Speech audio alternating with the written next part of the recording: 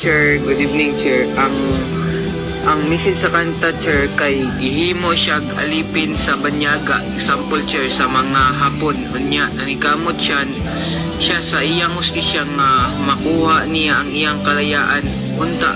Unya, sa sariling lugar niya, Chair, siya mismo nagkalisod. Gihimo siya sulugoon sa mga dayo. Nya, wala ay gobyerno na mutabang sa iya.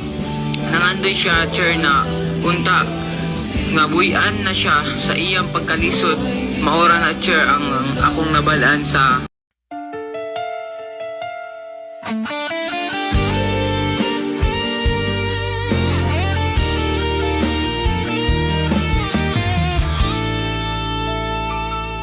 bata pa lang, damgo na ang akong kauban. Nagtukong paningkamot maoy dalan. Gidala ko ang ngalan sa akong pamilya, aron nilang kahago, mahimong kalipay unta.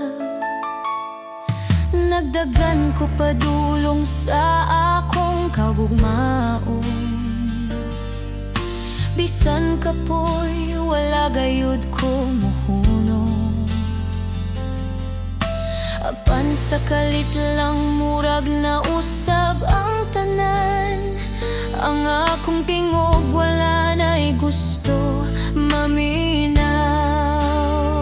Sa matag gabi ako nangutana, nganong lisod man ang hustisya, nganong ang tinuod gitabunan, ug ang nasakitan maoy gibiyaan. Alipin sa sariling bayan, sa akong yuta ako pa'y nalimtan. Nangayo kog tabang apan, walay nadangpan, murag estranghero sa akong kaugalingong nasud karon. Alipin sa sariling bayan, luha na lang ang akong kauban. Kung kinsa pa ang dapat mo amping, maupay wala nakigbisog, alang ka na ako.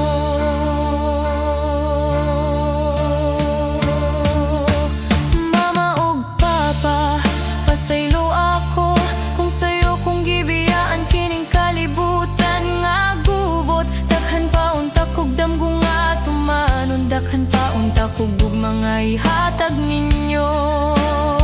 Kung madungog ninyo ang akong tingog, ayaw tugoti nga mawala sa panahon. Kayang usa ka kinabuhi adunay bili, ug ang kamaturan na ngay nga mapadayag sa kanunay.